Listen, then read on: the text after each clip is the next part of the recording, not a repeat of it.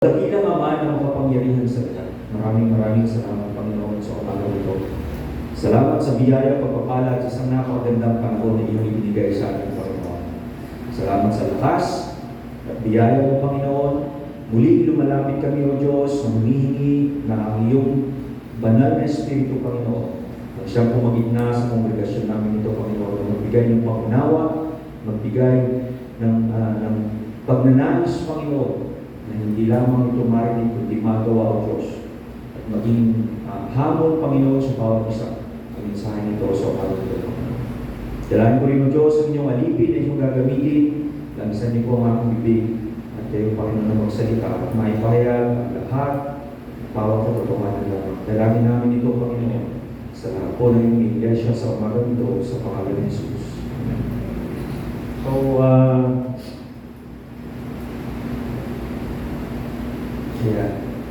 So, ito po tayo, no? Yung sermon series natin, still, andun tayo sa spiritual health, strengthening the inner man. Last week, ay natapos po natin, ito na ba yung mga natapos natin, no? First one, the condition of the soul. Pangalawa, is the right spiritual diet, which is the Word of God. Pangatlo is the breath of the soul, which is prayer. And then, exercise of the soul, which is a spiritual discipline. And then last week, ay ating pong napag-aralan is about the diseases of the soul, which is, dun sa diseases, dun natin na-tackle yung worldliness, pride, and bitterness. Okay, so, kung titignan natin, yung mga bagay na napag-usapan natin, yung first one was actually, ano yung condition natin? Analyzation ko ano yung condition natin. The next three is kung paano natin palalagin o pagtitibayin o palulusugin yung ating buhay spiritual. Yung nakaraang linggo, the diseases of the soul, ito yung mga bagay na nakikita. Right? Something that we can really see in ourselves na kailangan natin ma-remind. No? Or bagay na nakatago sa atin na hindi natin na-analyze. Yung topic ko natin ngayon is much more worse compared doon sa napag-aralan natin nung nakaraang linggo. So, ito siya. So, ito talaga ChatGPT. So, kung titignan natin yan, no? Parang ChatGPT, pero bigyan mo ako ng ganito. So, kung titignan natin sa kaliwa ko, ano yung nasa kaliwa ko? Mainit. Ito yung kaliwa ko, dito yung rilo ko. Palatandaan. Pag hindi nyo alam kung saan yung kaliwa at kanan nyo, pero ang dominant hand nyo ay kanan, ilalagay natin yung rilo sa kaliwa. Alam nyo, ano yung parang ako natutunan? Nung high school ako, nag-officer's training ako eh. Officer's training, COCC. So, adjutant kasi ako. So, ano nangyari? Para hindi ako malito during drills, I make sure na kapag sinabing harap sa kaliwa, ang thinking ko nandun yung rilo ko. So, hindi ko magkakamali. Di ba? It's a marker. Yeah. So, sa kaliwa ko, nakalagay doon, it's hot. Mainit. Sino dito yung gusto uminom ng mainit na tubig? Wala, di ba? Ayaw niyo ng mainit na tubig? Ayaw niyo? Eh, paano kung yung kape ninyo? Gusto niyo ba yung kape ninyo? Eh, ano? Okay, yung next is yung sa kanan ko. Sa pinaka-kanan ko, it's called cold. Malamig. Sino gusto ko magtimpla ng kape niya? Yung 3-in-1 sa malamig na tubig. Wala. Right? Then, yung lukewarm, kung titignan natin, nasa gitna, depende. Kasi ang lukewarm natin kung minsan, in ratio, minsan mas marami yung mainit kaysa sa malamig. Sino na po dito yung nakaranas na kalagitnaan ng summer, pero yung tubo o yung tube ng gripo, inasa labas, naka-expose sa init. Correct? Tapos pag pinuksan mo agad yung gripo, mainit yung tubig, kahit pwedeng pangkape. Diba? Parang gano'n. So, yan po yung tatlo. There's hot, there's cold, and there's lukewarm. Kapag sinisikmura ka, anong gusto mong inumin? Mainit. Right? Because it provides, it heals. Somewhat kahit pa paano, kapag meron kang lagnat, o meron kang sakit, o meron kang nararamdaman, normally maririnig mo, o sasabihin mo, gusto ko na sabaw. Kapag ikaw ay nilalagnat, hindi ka naman bibigyan ng sabaw na malamig. No? Magagaling ka naman. Bibigyan ka ng sabaw na mainit kasi nakapagbibigay sa iyo ng relief, right? Okay. Kapag mainit naman ang panahon, ang gusto natin ay yung malamig. Correct? Kasi nakaka-refresh. Nung gumawa yung asawa ko ng ice candy, nakadalawang batch kami ng ice candy. Bumili kami ng 200 pieces na nagawa ng ice candy. At ginawa namin kasi kakalagit na napakainit na panahon. At kapag init na ako, ang gagawin ko, kukuha ko ng ice candy. Pagkatapos ko kainin yun, yung katawan ko, nagre-regulate yung temperature. Nawawala yung init na nararanasan ko. No? So, kapag uminom ka rin ng malamig na tubig, it refreshes you. Right? Kapag uminom ka, nawawala yung init na katawan.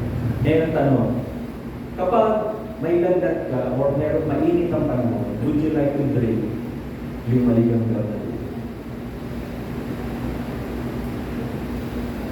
Di ba? Siya tanongin natin. So, series number 6 natin is about the silent killer of the soul. The silent killer of the soul. Alam ko na i-preach ko na ito years ago. Pero, babalikan natin siya. Kaya ito tinatawag natin na lukewarmness. Pagiging maliwan. Now, let's go on sa verse natin. Dito sa Pahayag chapter 3 verse 15. Tumutukoy ito sa isang church, yung tinatawag natin the Church of Laodicea. Siya yung panghuli. Naalala niyo nung sermon series ko regarding the 7 churches. Siya yung panghuli. Siya yung ikapitong iglesia na binanggit sa Revelation, which is ang marami ng sabi, it's the 7 prophetic era of the church. So sa verse 15, tinutukoy niya dito yung Laodicea. Sabi niya, nalalaman ko ang mga ginawa mo. Alam kong hindi ka malamig, ni mainit man. Higit na mabuti kung ikaw ay malamig o mainit. Ngunit dahil sa ikaw ay maligamgam, hindi mainit ni malamig, isusupa kita. Sinasabi mo, ako'y mayaman, sagana sa lahat ng bagay, at wala nang kailangan pa. Ngunit hindi mo nalalamang ikaw ay kawawa, kahabag-habang, mahirap, bulag, at iba. So, ang kausap dito ng ating Panginoon ay hindi po yung mga hindi mananampalataya. Ang kausap dito ng Panginoon, tandaan natin ang kausap na ay Iglesia sa Laodicea. So, ibig sabihin nito, ang kinakausap niya ay ano? Mga Kristiyano. Ayan. Kahit kung lahat ngayon ay mga Kristiyano dito sa loob ng ating Iglesia. So, ano ba muna yung Church of Laodicea? Bakit? Sabi niya, mayaman ako, sagana. Number one, ito yung characteristics ng church. The Church of Laodicea was located in a wealthy city. Meron silang financial prosperity. Alam niyo po bakit financial prosperity? Napakaganda ng banking system nila. Napakaganda ng banking system nila that the trade flourish. Pangalawa, meron silang malaking textile production. Ibig sabihin nito, they are exporting textile, hindi lamang doon sa city nila, kundi throughout the known world. Pag tinawag mo na yung textile na yun ay nagmula sa Laodicea, it means quality. Second is their medical advancement. Pag tinawag natin medical advancement, meron po silang mataas na uri ng medical capacity. At isa sa mga bagay na kilala sila, ay meron silang na-invent na kung saan ay isang uri ng dye o parang isang uri ng paste na kapag mayroong problema ang iyong mata, ay pwede mong ilagay. May healing properties yun. Kumbaga sa panahon natin, sabihin natin parang hayop. Mas pamilyar kayo sa salita. So, bakit inihalin tulad ng Panginoon yung kalagayan ng iglesia ng Laodicea sa isang maligamgam na tubig? Ito po kasi, yan sila. Yan yung city of Laodicea. So, yung tubig nila, kung makikita dyan, wala silang natural water na katulad sa atin na pag ginaon mo sa ilalim mga kapag bomba ka. Hindi, dadaan yan sa aqueduct. Yan yung nakikita yung aqueduct. So ngayon, yung pag-imulan nun, malamig. Malamig siya.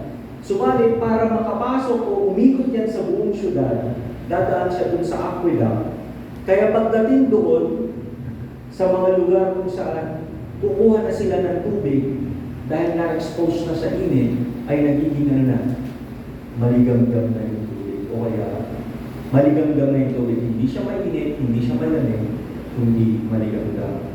Kaya kapag nandun ka sa Laodicea at ikaw ay nauuhaw at ikaw ay uminom, ano mangyayari sa'yo? Maisusuka mo talaga yung tubig kasi iba yung lasa. Iba yung lasa ng maligamgam. Ayan. So yan siya. So, titignan mo, no? Sabi nga niya rito, Christ uses this local reality to expose a spiritual condition. The church mirrored the city's water supply. Ano yun? It's not refreshing, it's not healing, it's not useful. Simply lukewarm. Maligamgam. Ako, pag iinom ka ng maligamgam, sino dito gusto uminom ng maligamgam na Coke? Wala, right? Ewan ko na lang kung sino may masaya sa inyo na iinom ng maligamgam na Coke. Diba, inubabad ng konti sa init, tapos pagbukas mo, pag wala namang, ano tawag nyo doon? Walang espiritu. Walang espiritu. Pag inom mong gano'n, parang hindi ka naman na-satisfy, right? Walang satisfaction. So, ito tinignan natin. Number one, let's define muna ano ba yung tinatawag natin na lukewarmness, yung pagiging maligamgam. So, ito yun. So, lukewarmness is not the absence of religion, but rather it is the absence of a full-hearted devotion to Christ. Titignan natin ha. Sabi niya, lukewarmness is not the absence of religion, but rather it is the absence of a wholehearted devotion to Christ. Yung word na gusto kong bigyan nyo ng attention dyan, pagdating sa lukewarmness is yung tinatawag natin devotion. A wholehearted devotion to Christ. We can have religion, but we may not have the right devotion. Tama? Okay. So, first point na gusto ko bigyan ng pansin is ito. Lukewarmness is a condition of spiritual indifference. Malalim mo? Lukewarmness is a condition of spiritual indifference. So, bago natin palalimin yan, ano ba yung ibig sabihin ng tinatawag natin na indifference? Okay, mga estudyante, ano yung indifference?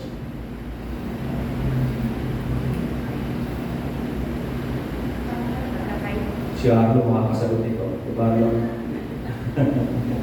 Ano yung indifference? Ha? Walang pakialam?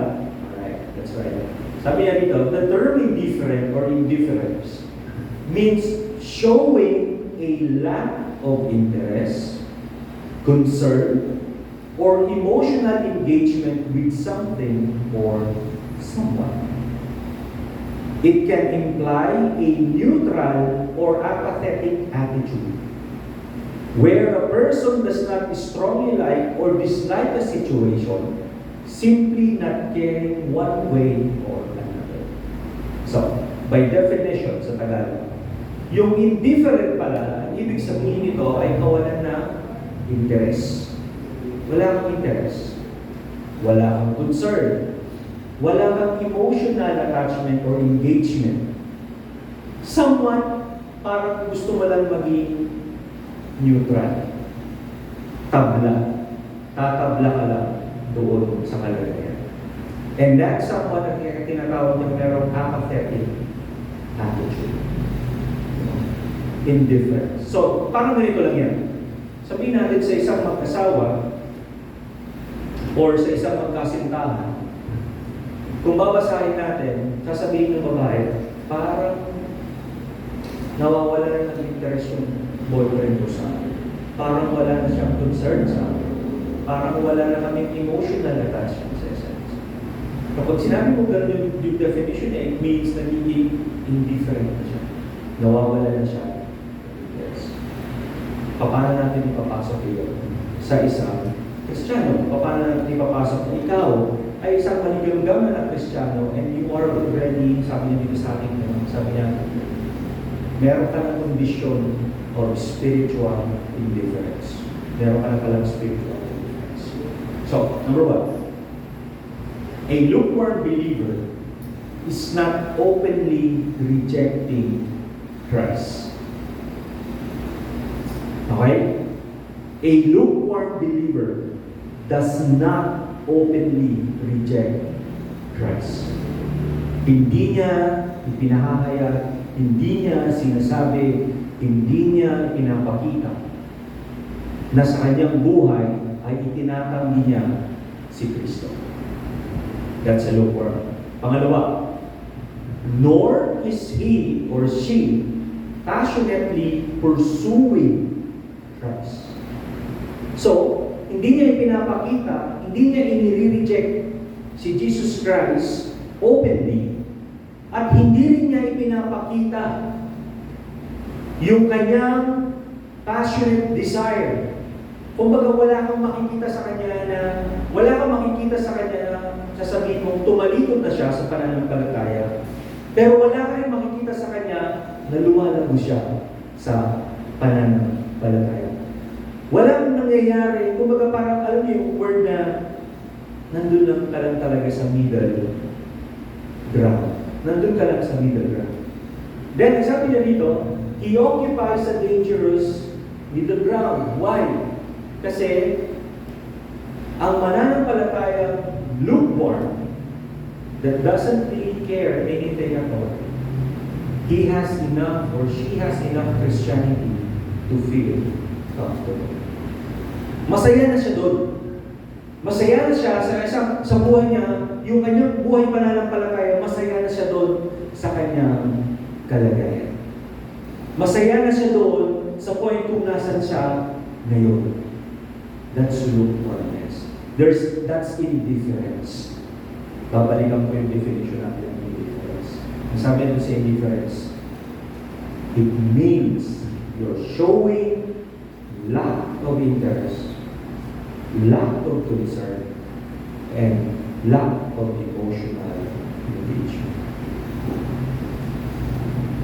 If our condition, yung puso natin, yung ating pagkatao, has this feeling, has this desire, ito yung nandun sa atin, then you are committing this sin. Now, sabi na rito, there is not enough Christianity to be transformed. May kakulangan. Kasi neutral ka lang naman eh. Wala ka namang, parang ganito lang yan. Parang halimbawa, may nakita kong nag-aaway. Nagsusuntukan. Diba? Nagsusuntukan. Ngayon sasabihin ni Dwayne ngayon, sabi niya, nakita niya na, bubog na yung isa. Ang sasabihin ni Dwayne, kaya mo sila. Baka kung makikialam dyan, baka may mapahamak pa ako. Somewhat ganun siya. So how would you know now? How would you know? Sabi niya, how would you know kung ang isang tao is really indifferent? Yan din sa akin ng Panginoon. Sabi niya sa Matthew chapter 22 verse 37. Sumagot si Jesus, ibigin mo ang Panginoon mong Diyos ng buong puso, buong kaluluwa, at ng buong pag-iisip. Babasahin siya ulit.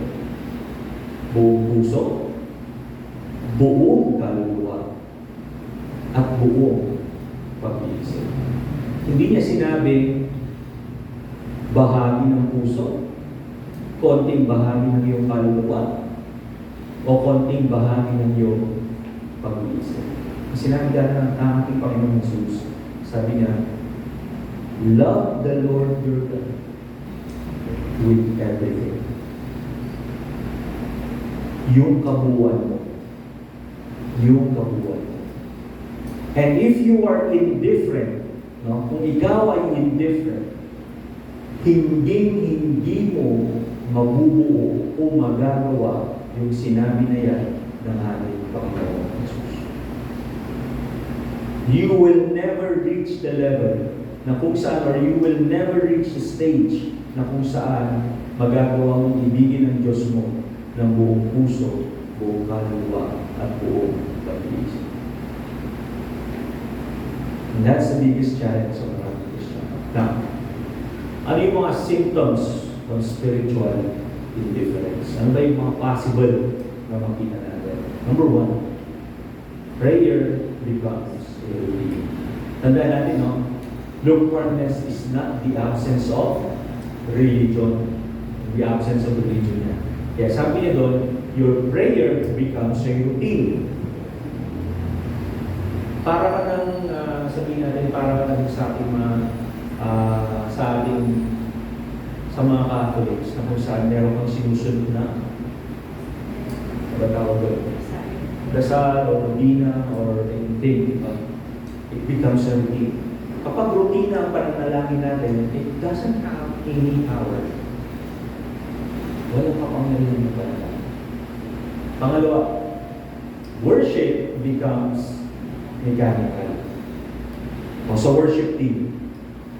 Sa worship team. Paano natin masasabi that our worship is becoming mechanical? Ha? Sa inyo, worship team. Alan, Judah, Dwayne, Lisa, Jake. Sa inyo, paano nyo masasabi na kapag nandito na kayo sa harap, practice kayo, ibig kayo ng worship, how can you say na what you're doing is not only a routine, but it becomes mechanical? O, assignment niya, sa susunod na Sabado, sasagutin niyo ako, ha? Sasagutin niyo ako sa bagay na worship becomes mechanical. Next, scripture becomes optional. Ayan. Kapag scripture na nyo, yung topic number 2 natin, the right diet is the word of the Lord. Ang pagkain ba natin sa sarili natin optional? It's a need, right? It's a must. Kailangan, dapat. So, if you are indifferent, you don't care, wala akong pakialam, okay lang, yun lang ako sa neutral, it becomes optional. Pag tinawag natin optional, mga kapatid, ibig sabihin nito, magbabasa ako kung kailan ko feel. No? Kung may problema ako, Lord, hindi ko alam kung gagawin ko, saka ako babasa. Kaya nga palagi mong binibigyan ng example ni Lord, hindi ko alam kung anong gagawin ko ngayon, anong gagawin ko. Pagbukas mong gano'n, punta sa Matthew, sa bagong liman, sabi niya, kumuha si Judas ng tali at nagbigti. Ay, gagawin mo rin ba yun? Gagawin mo. And yung prayer mo, gusto mong makita kung sagot ng Panginoon? No. Scripture is not optional. It's a must. Now, pero kapag ganyan yung ugali natin, we are in danger. No? Kaya silent killer yan. Kasi the moment you stop reading, the moment you delay a schedule of reading, magiging tuloy-tuloy yan. Until hanggang makikita mo, you're no longer reading. Next, sabi niya, conviction becomes weaker. Humihina na yung conviction mo. Bakit umihina yung conviction mo? Because the moment, yung naunang tatlo ay ginagawa mo, yun yung tinatawag natin that you are starting to what? Inuumpisahan mo na quench yung Holy Spirit. Inuumpisahan mo na Inuumpisahan mo na bigyan ng pain. Inuumpisahan mo na binibigyan mo na ng Holy Spirit na nasa sayo ay unti-unti mo na, hindi mo man nakikita, but slowly, you are turning it away. Slowly, unti-unti mo pala siyang inalis. Kaya sabi niya, kaya panatilihin mo yung apoy. How can you continue that fire? Paano panatilihin yung apoy na yun? Kung yung banal na Espiritu mismo, na siyang dapat fuel para umapoy ka, ay unti-unti mo naman pala inilalagay. So, mapapansin mo sa iyong sarili, your conviction now becomes weaker and weaker. Make bad decisions. Next, sabi niya, service. Service becomes an obligation rather than devotion. Sino po dito ang pumupunta sa church na ang rason sa kanyang sarili ay kailangan mong pumunta? Or yung pumupunta sa church, pupunta ka sa gawain sa church, na ang rason mo ay sasabihin mo is, dapat nandun ko. Remember this, mga kapatid. Yung church service natin is not just to gather the believers, but to show your devotion to God. Bakit? Kasi it's following His way. Pagsunod mo yun eh. Pagsunod mo yun sa Panginoon. And when you become, balikan natin yung definition ko nitong lukewarmness. It's not the absence of religion, but a wholehearted devotion to Christ. Pag pumunta ka dito sa church, you did not come here para sabihin mo nag-attend ako. You come here as a devotion. Hindi siya personal devotion, but rather it's a public devotion na kung saan kasama mo yung mga kapatid mo sa pananampalataya. Magkahiwalay yun. Magkahiwalay yung private devotion mo, that's you, personally with the Lord, at then yung public devotion mo sa loob naman ng iglesia kasama ng mga kapatid. You come here to devote yourself. So kapag ang ating service, pagdalo sa ating pananambahan, sasabihin mo, Pastor, ganito ito. Pag optional na rin ito, and it becomes nothing more but an obligation, pumupunta ka rito no longer as a devotee, but rather as an attendee. Nag-gets mo natin? You're just attending, but never worship. Now,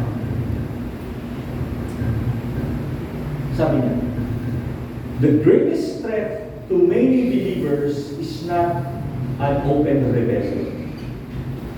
It is actually the quiet indifference. Yung lack of interest, lack of concern, lack of emotional engagement. The heart slowly loses its passion for God while maintaining religious activity. So kapag unti-unti natin nakikita na yung ating kondisyon is becoming indifferent, the way how we see the church, the way how we see yung ating paglilingkod, hindi mo napapansin yung passion mo sa Panginoon namamatay, nawawala. Pero active ka pa rin. Active ka pa rin. Pero tandaan mo, palagi yung sinasabi to, hindi na matitignan ng Panginoon kung ano yung ginagawa ko. Matitignan ng Panginoon kung ano yung nasa puso ko. Ibabalik ko sa inyo. Madaling sabihin. Right? Napakadaling sabihin. But then, you have to measure your heart. Tignan niyo yung puso ninyo. Baka maya-maya, yung passion ninyo, hindi na pala sa Panginoon. Kasi yun lang. Wala ka nang pakialam. Kaya sabi ko, you're just an attendee, not a devotee. Sabi niya dito, a heart that is no longer passionate for God is already moving away from Him. A heart that is no longer passionate to God is already moving away from Him. Yung sinasabi ng bibig mo, yung kinikilos ng katawan mo, yung ginagawa mo, ay malayo pala doon sa nilalaman ng puso mo. Kaya ano sabi ng Panginoon? Ano sabi ng Panginoon? These people, sabi niya, naalala niyo? These people worship me with their mouths, but their hearts are far from me. Yun ang ibig sabihin. Now, number 2, lukewarmness produces spiritual deception. Daya, pandalaya. Bakit nangyayari ito? Okay. Let's see. Sabi niya, one of the most dangerous aspect of lukewarmness is self-deception. Self-deception. Bakit? Tignan mo yung sabi ng church ng Laodicea. Ang sabi nila, sinasabi mo, sabi naman, mayaman ako. Sagana sa lahat ng bagay. Wala nang kailangan pa. So on their perspective, sa perspective ng church sa Laodicea, mayaman siya, sagana siya, at wala kailangan. Sa perspective ng iglesia yun. Subalit sa paningin ng ating Panginoong Jesus, ang sabi niya, hindi mo nalalaman na ikaw ay ano? Kahabag-habag, kaawa-awa, dugha, bulag, at buwan. That's why, ano po, personal evaluation nila, they are rich, successful, and self-sufficient. God's evaluation, you're miserable, poor, blind, and weak. Parang ganito lang yan. Bigyan ko ng example. Humarap ka sa salamin. Sino humarap sa salamin dito kanina umaga? Posibleng hindi kayo humarap sa salamin. Humarap ka sa salamin. Parang pag nagpapagupit ako doon kay sa barber ni brother harap ka sa salamin. Pero minsan nakupokus yung tingin ko doon sa likod kasi dito may napapansin ko na ubus na yung buhok ko rito. Sa tuktok. Ubus na pala yung naman sa tuktok. Pag humarap ka sa salamin, nakikita mo yung sarili mo. Correct? Habang ginugupitan ako ng barbero ni Brother Rodel, habang ginugupitan niya ako, tinitignan ko, para namang hindi bagay. Pero, palagi ko kasi sinasabi doon, gusto ko yung buhok na wash and wear. Ay, wash and go pala, sorry. Wash and go. Ibig sabihin ito, pagkaligo ko, pagkatualya ko, wala na akong pangalan, susuklayin ko, hindi. Pag pinakalabas, ganun-ganun lang.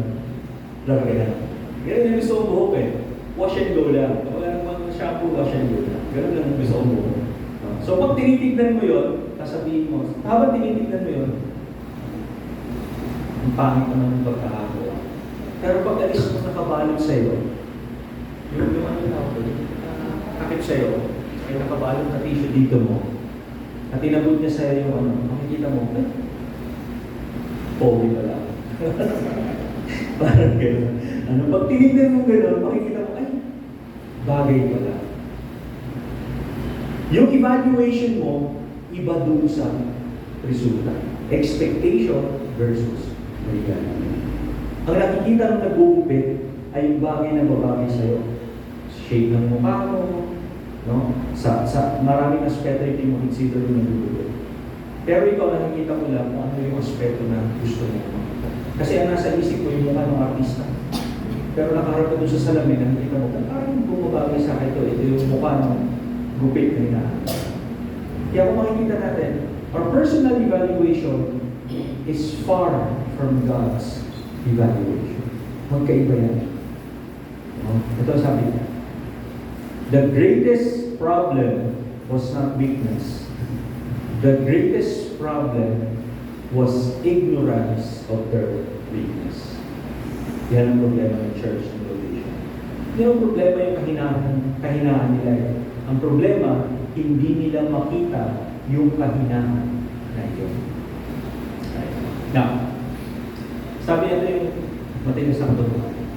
The most dangerous believer is not the one who knows he is struggling, but the one who thinks he is healthy while dying spiritually. Nakakatakot po yung condition niya. Nakakatakot yung estado na yan ng isang mananampalataya na kung saan akala niya siya ay malusog, subalit yung pala siya ay unti-unti na namamatay. Right? Kaya nga mas nakakatakot yun. Mas okay pa para sa akin.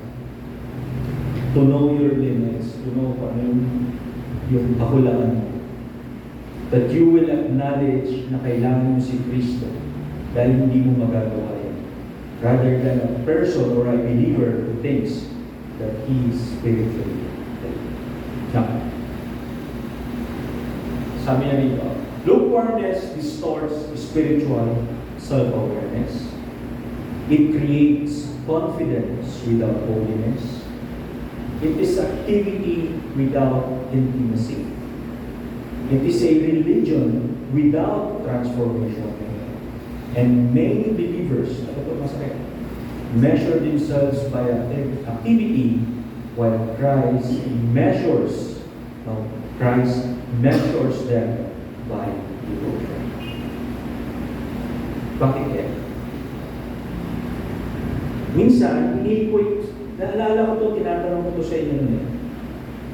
When you go to seminars, pag pumunta tayo ng mga seminar, ano ba mga seminars, retreats, ano ba yung mga pinupuntahan natin? Seminars, retreats, etc. Sometimes, we measure yung spirituality natin based on how actively we're joining.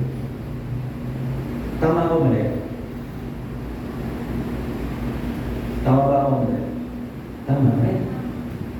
We measure it. Yun yung ginagamit natin na metro. Yung gauge natin. And that is a problem to a lot of Christians. We measure ourselves by those activities. Pero ang tanong doon, Christ never measured you kung gaano marami yung dinalaman mo. But rather, Christ is measuring you how devoted you are to His name. Gaano ka devoted sa Kanya.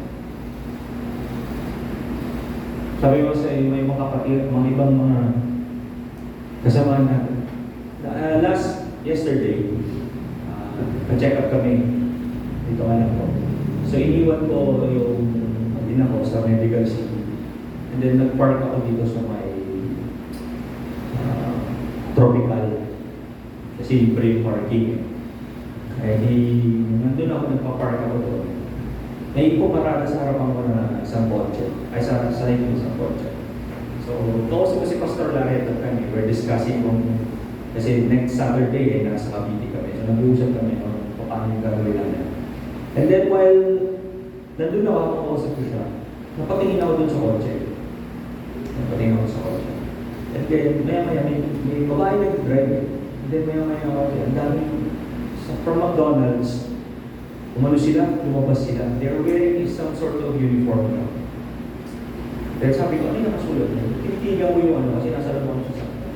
Then sabi ko, Hope Church, Iglesia siya. And then naalala ko yung sasakyan ko dati si Black Pearl, yung videos ko. Napag pumunta kami ng Muntalda ng Morong. Eh sabi nila ko, Chinito Raymond. Bakit? Kasi ang capacity ng 5, lalabas doon 7. Ganun yung kotse ko nun eh. Ganun yung kotse ko nun ng Diyos. So ang nangyari, habang nakita ko, may naman nagsakayan din yung mga babae. 7 rin sila. Sabi ko, naalala ko, kasi Diyos din yung kotse niya eh. Hindi yung generation na yun ng Diyos. Sabi ko, oh, sabi ko, I remember. Then, sabi ko sa misis ko doon, sabi ko, iwan ko kayo doon. Doon ako sa tropical. Sabi ko kasi pag-aaralan ko yung sermon bukas. Ako pinag-aaralan ko. And then sabi ko, oh, sabi ko, napagaling naman, sabi ko. They're very active, no? Talagang active sila. And then again, it falls again dun sa isip ko to my question. Into my question, sabi ko, how do I measure na talagang yung mga activities na ginagawa ko, the activities that I'm joining, really puts me more devoted to Christ. Yun yung palagi kong tanong eh. Kasi lumaki ako sa doon. Punta ako sa mga posada, sa mga seminars, and so sometimes Christians, mini-measure nila yung kanilang spirituality by the number of activities that they will do. Pero dapat sinusukat natin yung puso natin. We test ourselves, our heart. Are we that devoted? Are we that devoted? Next, number 3. Lukewarmness makes a believer useless for the kingdom. Useless. Ang sakit yung word, bakit useless? Sabi niya sa verse 16, ngunit dahil ito ay malinunggang, hindi malamig, hindi mainit man, isusuka kita. Kapag isinuka niya, ibig sabihin, ayaw niya. Pag isinuka mo ba yung pagkain, puhunin mo ulit, saka mo umuya. Hindi. Right? Ano na gagawin mo sa pagkain na isinuka mo? Consider ka na yun. Waste. Basura. Yet, ang description ng Panginoon, ang sabi na rito, dahil hindi ka maligamgam, dahil ikaw ay maligamgam, hindi mainit, hindi malamig, isusuka. Balik kayo mo. There's hot, cold, and cold. Pag ikaw ay mainit, it provides healing. Pag ikaw ay malamig, it refreshes the soul. So, ibig sabihin nito, there are two attributes. Minsan kasi naisip natin yung coldness, ito yung parang pag most explanations na maririnig mo dito, pag sinabi nilang coldness, ito yung parang kakalimod ka, mawawala ka ng gana, mawawala ka. No, it's actually the character of the water. Yung hot provides healing, yung cold water provides refreshing, but lukewarm doesn't do both. Kaya isusuko. Dahil walang bagay or attributes na pwede niyang makita that is beneficial. A lukewarm believer inspires no one. Kaya sabi niya, you're useless. Because you inspire no one. Number 2, influences the few. Yun nasa circle.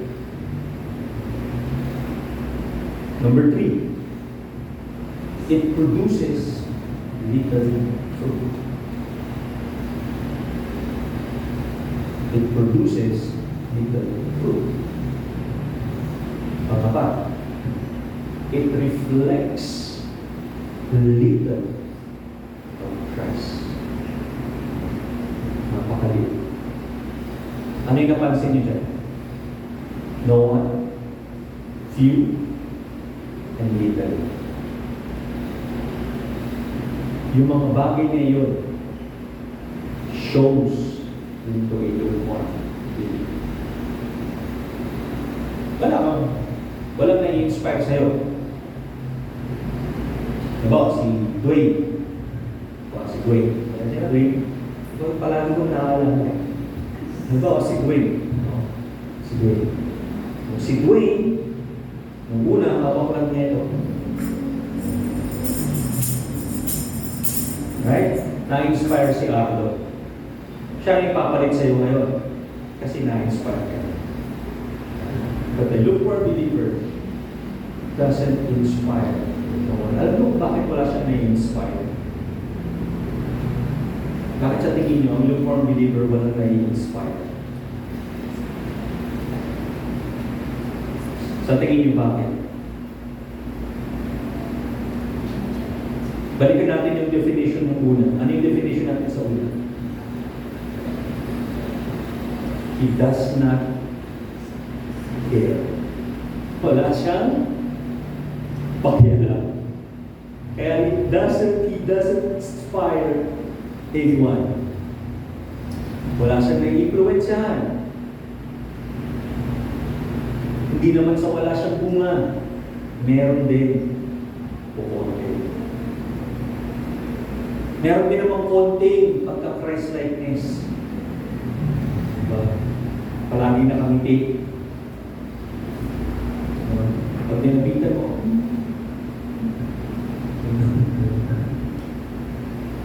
sabi niya dito, John 15:5. Ito yung topic namin yesterday. Sabi niya. Kaya nga akong binabasa ni Sister Stella kahapon eh. Sabi ko, bigyan mo, pabasahin mo. Titignan kasi, nabasa ang pag-aralan ko. Sabi niya, ako ang puno ng ubas at kayo ang mga sanga. Ang nananatili sa akin at ako sa Kanya. No? So, pag you remain with God, He will remain with you. Ay mamumunga ng sagana. Sapagkat kung kayo hiwalay sa akin, ay wala kayong magagawa. Yeah. So, ano ibig sabihin nun? Ibig sabihin ito, lukewarmness reduces effectiveness. Kapag ikaw ay maligamgam, nawawala yung pagiging effective mo. The believer remains present, but powerless. Diyan kayo, nakaupo.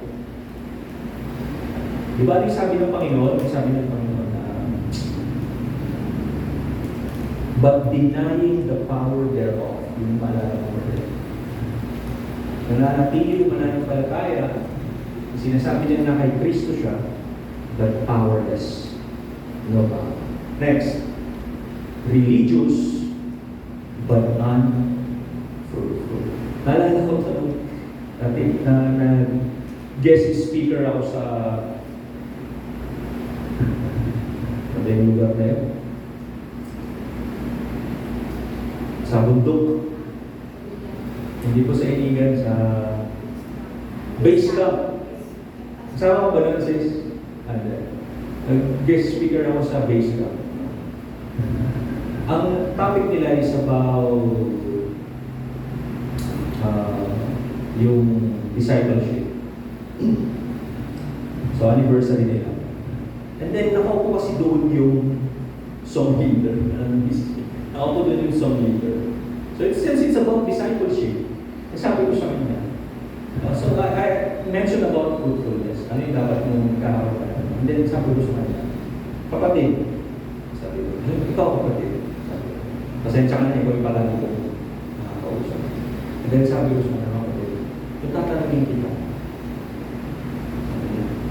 Are you disciple? May dinidisciple ka. Sabi niya, on the spot. Pinagalitan ako ng asawa ko. Sabi niya, on the spot, nasa stage ako. Nag-shock siya. Sabi ko, nag-shock siya. Kasi nandun talaga ko sa kanya. Sabi ko, saan mga kapatid ikaw? Sabi ko, are you disciple? Nag-disciple ka ba? Kaya sabi niya sa akin, yung mga bata ko, stop susunod. It was in the middle of the sermon. Nasa middle ako ng sermon nung tinanong ko siya because it's about discipleship. Sometimes we can have religion, but we remain unfruitful. Nagiging unfruitful. Sabi niya dito, active, but inactive. You're present, pero walang impact. Ibig sabihin nito, no lives change, no person accepting the Lord, no? Walang nabago, walang bagay na something for the kingdom of the Lord. Walang bagay na something that you can say that na talagang you have done for the advancement of the kingdom of God. Kaya sabi niya, you're active, you're religious, unfruitful, active, but unimpactful. God did not call you to be comfortable. He called you to be fruitful. Tinawag tayo ng Diyos para maging buwa. Kung nandun kayo sa Bible study namin kahapon, we discussed that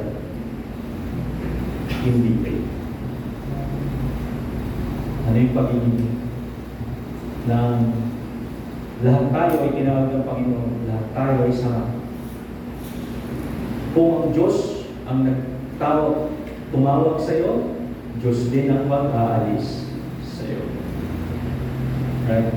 Now, what's the remedy? The remedy of Christ. Ano yung remedy? Number 1. So verse 18, sabi niya, kaya ipinapaya ko sa iyo. Sabi ng ating Panginoon, bumili ka sa akin ng ginto na dinalisay sa apoy upang ikaw ay iwan. Ang tingin ng ating Panginoon sa Church ng Laodicea, sa mga Kristiyano, sabi niya, mahirap ka, dukha. Kaawa-awa. Kaya ito yung payo ko sa iyo. Hindi pinersa ng Panginoon to Ano sabi niya? It's a suggestion. No? Sinasabi ng Panginoon. Sabi niya, word na payo, ano sa English yung payo? Advice. Ito yung advice ko sa iyo. And remember, when we give advices, hindi natin pinipwersa. Correct? Binibigay lang natin sa kanila yung option. I-lay out natin sa kanyang option. And it's for them to make their decision. So sabi niya, kaya pinapayo ko sa iyo, sabi niya, na bumili ka sa akin ng gintong dalisay. Kanina siya bibili? Sa ating Panginoon, Jesus. At yung gintong iyon, sabi niya, ay dinalisay. It was purified. Saan? Sa apoy. It was purified through a refiner's fire. So ano yung explain ito? Number 1, buy gold refined by fire. At pag tinawag natin refined by fire, you have genuine faith, a proven faith, a tested faith, and a authentic devotion. Okay? Kaya nga mayroong ibang mga preacher, hinalagyan nila ng definition yung faith. Kasi meron silang tinatawag na saving faith. Yung pananampalatayang tunay na nakapag-liligtas. So if kanino natin mabibili yan? It's only through Jesus Christ. Pangalawa, sabi niya, Christ is not impressed by our church attendance, by our ministry titles, by our years in Christianity. Christ examines faith, your dependence, your trust, and if you have surrendered. The greatest poverty is possessing everything except Christ. Tandaan. Alam niyo, tatuwa nga ako sabi, pag nagbibiro ako, doon daw sa Montalban, naubos na ang pastor. Ubus na po yung pastor doon sa Montalban. Wala ka na makikita doon ng pastor. Limited na yung pastor doon. Nag-iisa na lang si Pastor Larry. Wala na pong pastor doon sa Montalban. Nakakalungkot, kasi bishop na sila lahat. Bishop na po sila lahat. Lahat ng titulo nandun na sa akin. Again, titles are not impressive. Church attendance is not impressive. Kakunti tayo, this is the second week na nandito ako. Second week na nandito ako. We are very few. Napakalimutan ko. But is God, sabi ko minsan iniisip ko rin yun. Sabi yung kapatid ko kanina, Kuya, mag-busy ka na. Okay. Kakunti tayo ngayon. Sabi ko, okay. Okay. Nasa na, bisita na raw ako. Mag-visitation na ako. Sometimes, minsan iniisip ko rin yun eh. Pero, church attendance impresses God or impresses people? Right? Does it impress God or does it impress people? If yung puso ko was just to be proud of myself, sasabihin ko, dumami kayo, then, para sa Panginoon, those seats are still empty. Empty pa rin yung mga upuan na yun. Kaya, the goal is not to force people to come to church. Diba? Kasi gusto mo kapag pumunta sa church, they are ready. And, ang gagawin nila pag pumunta sa church is they create a devotion to God. The greatest poverty, sabi niyo doon, is possessing everything. Meron ka lahat, pero wala si Kristo sa iyo. So, number 2, wear your white garment. Sabi niya sa verse 18, pag bumili ka ng ginto, bumili ka rin ng mapuputing damit upang maisuot mo at matakpan ang kahiyahiya mo kahubatan. Anong parable ni Jesus Christ na kung saan pinalayas niya yung hindi nakasuot ng puting damit o yung hindi nakasuot ng damit pang kasal? Naalala niyo yun? Diba? Naghanda yung hari, tama? Para sa kasal. Inimbitahan niya yung kanyang circle, kung sino talaga naka-intended doon. Dumating yung araw ng kasal, walang dumating. Diba? So, tumutukoy ang Panginoon doon sa Israel. Ang inimbitahan niya yung bayan Israel, pero wala dumating. So, tinawag niya yung kanyang alipin na nagsabi niya, tawagin mo lahat ng tambay na makita mo. At sabihin mo, mayroong malaking handaan at pumunta sila rito nang makahalo sila sa piging. Anong ibig sabihin ng Panginoon doon? Binigyan niya ng pagkakataon ng mga hintil. Tayo yun. Inimbitahan niya tayo sa loob ng piging, sa handaan.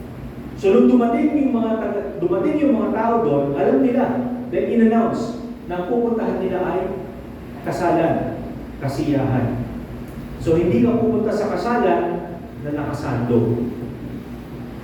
Right? Hindi ka pupunta sa kasalan na nakachinelas. Lalo-lalo na kung nagkaya sa'yo. Halimbawa sabihin natin, si President Marcos, si President Marcos, sabi niya, pumunta siya rito sa Sayon. And then sabi niya, kayo mga taga-Sayon, iniimbitahan ko kayong pumunta sa Malacanang kasi merong handaan doon at gusto ko nandun kayo. Di ba tuwa-tuwa tayo? Tanong ko sa inyo. Anong susunod? Baka pagkatapos ng pagkasabi ni President Marcos doon, ano naman yung nasa isip nyo? May dating kaya. Yung sapatos ko kasi sira na, kailangan bumili ng sapatos. Right? Ihahanda mo yung sarili mo. Isusuot mo yung akmang suot. Isusuot mo kung ano yung tama. Pupunta ka doon at presentable. It goes the same way. Kaya sabi ng Panginoon, if you're lukewarm, sabi niya, bumili ka na dito. Tried by fire. Bumili ka rin sa akin ng damit ng matakpan yung kapatid. Right? Ang ibig sabihin, sabi niya, white garments represent Christ's righteousness, Christ's holiness, Christ's purity, and Christ's likeness.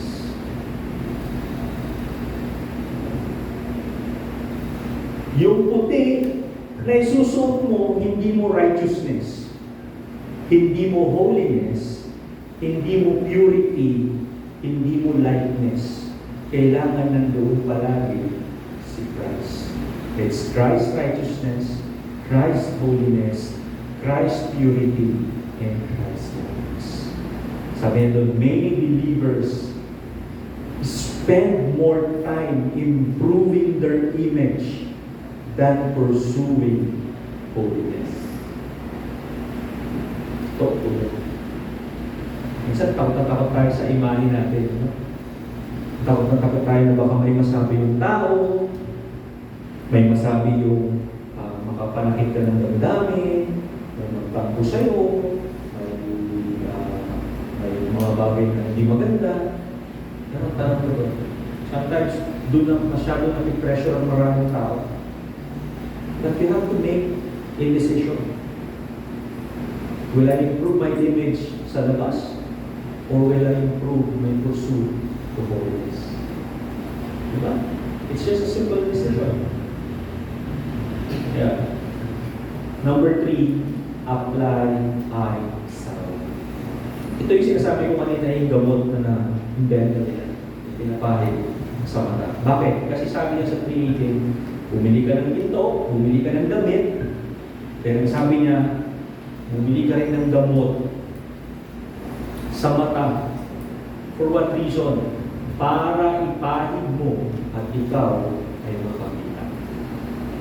Nang makita mo kung ano yung totoo, kaligayahan. Sabi niya dito, spiritual blindness causes people to excuse sin, ignore conviction, justify the compromise, and misjudge your condition. Okay? Kasi the most dangerous believer is the one who can identify everyone else's sin except its own.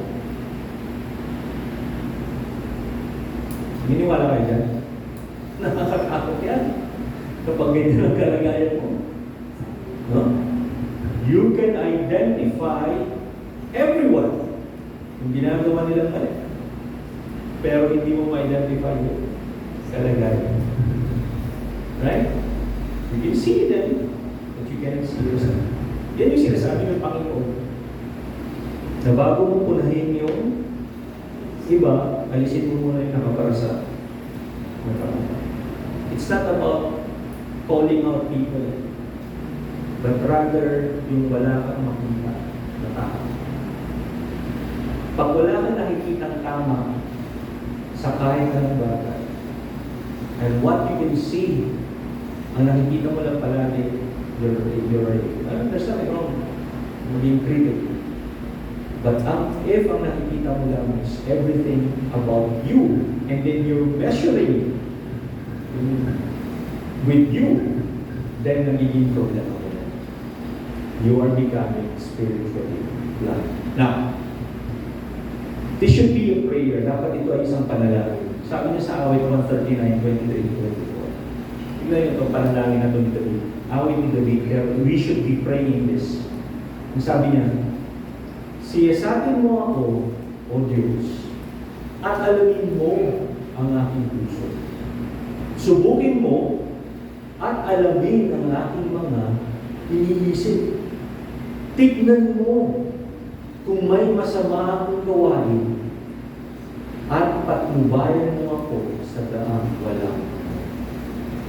It's not just a song, it's a prayer. Panalangin yan ng bawat isang mananampalataya. Sabi, Lord, test me. Sinasabi mo ako, Lord. Alamin mo kung ano yung nilalaman ng puso ko. Test mo ano yung nilalaman ng isip ko. Alamin mo. Tignan mo kung may gagawin ako masama. But guide me, Lord, papunta sa buhay na wala. That's a prayer that every one of us should pray. Dapat pinag-pray natin yung bagay na sa Panginoon. Because that's a very humble prayer. Napaka-humble ng prayer. If you will ask God. Next, sabi niya, open the door. Ito po yung isa sa pinaka-nakakalungkot na verse sa buong Bible. I would consider as one, isang bagay na nakalungkot. Sa chapter 20 ng Revelation chapter 1. Sabi ng Panginoon, narito, ako'y nakatayo sa may pintuan at kumakatok. Sino man makarinig ng aking tinig at magbukas ng pinto ay papasok ako sa kanyang bahay at kasalo niya ako sa pagkain at siya'y kasalo ko. Most of the time, ginagamit natin yung verse na yan para sa mga new believers, right? Sa mga bagong mananampalataya. Sinasabi natin, Panginoon ngayon, sabi niya sa Revelation chapter 3 verse 20, kumakatok siya sa iyo. Kaya kailangan pagbuksan mo para makapasok siya. Alam mo ano totoo? Hindi siya kumakatok sa unbeliever dyan.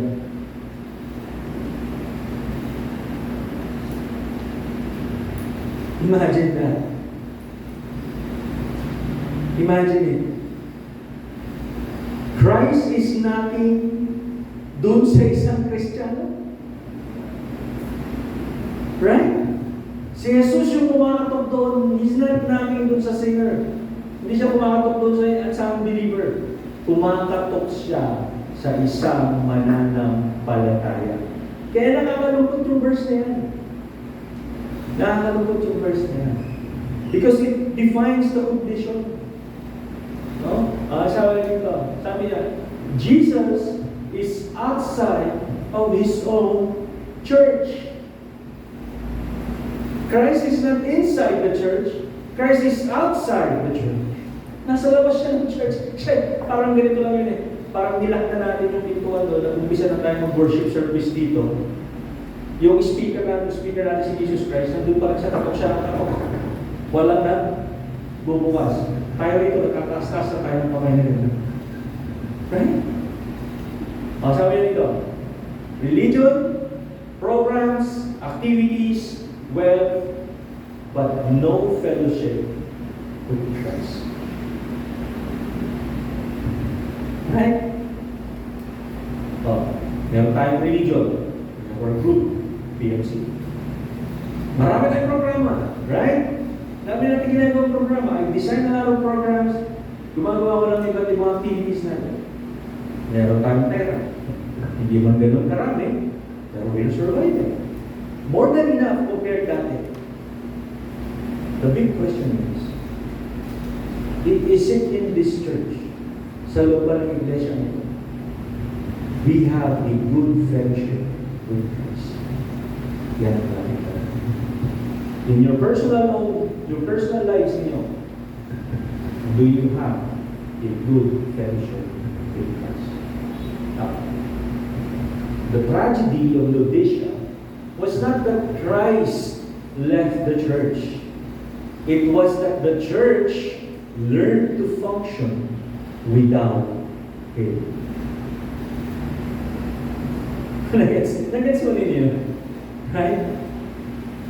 Tragedy talaga yun eh. Nauusahan yung iglesia, natuto na silang kumilos. Lahat na. Pero natuto sila mag-function without Jesus. And the second tragedy is ito. The tragedy of Laodicea was not merely that they were lukewarm. It was that they did not know that they were lukewarm. Nandun sila sa pasada of religion. Pero that religion does not include Christ. That's lukewarmness. That's lukewarmness. Alam niyo mga kapatid, sa lahat ng uri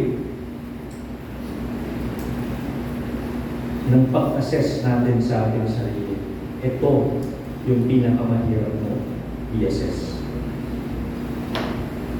If my spiritual life or my spiritual health is lukewarm, napakahirap. So mamaya sa inyo pong fellowship circle, ito po yung gusto kong tanong niyo. The question now is, if Jesus were to evaluate your spiritual condition today, would His assessment match yours? Mamaya, young people, women, next. Sige mo, dalawa lang ni Brother Ernest mag-uusap dito. And then join si Brother Ernest. If Jesus were to evaluate your spiritual condition today? Would His assessment match yours? Yan po yung tatandaan natin. So again, dito po ako magbawakas. We're done with the 6. No? Last one, we have 7 sermons para po dyan sa ating spiritual health, strengthening the inner man. Hopefully by next month, matatapos ko na siya, and then I'll start a new series. Pero sana po, out of this 6 na natakal natin for the past few months, past few weeks, hopefully, nagising po tayo. Hopefully, nakita natin yung mga kawalan natin. Hopefully, may natutunan tayo kung paano natin mas lalong pagtitibayan, palalakasin yung ating pananampalataya. Kasi sayang naman kung nakinig ka, pero hindi mo naman nagagawa iyan. Samahan niyo po ako sa panalangin. Kabilang Ama na makapangyarihan sa lupa. Salamat Panginoon sa iyong pagbibigay, sa iyong biyaya o Diyos. Panginoon, napakahirap sa aming mga puso, sa aming mga isip, kung minsan tanggapin, Panginoon, na yung tunay na kalagayan namin ay hindi pa palapit sa iyo, hindi pa palayo, hindi pa painit, hindi papunta sa maligagag, na sa iyong harapan mo, Diyos, ay walang kapanginawa. Panginoon, turuan mo kami na makita namin ito, maunawaan namin yung tunay namin kalagayan, at higit sa lahat, Panginoon, ay turuan mo kami, tulungan mo kami, na maisuko namin ang aming mga sarili ng totoo sa iyong mga kamay at sa iyong kalooban. Sa iyong Panginoon ang lahat ng kapulihan at kasasalamat sa pangalan ni Jesus.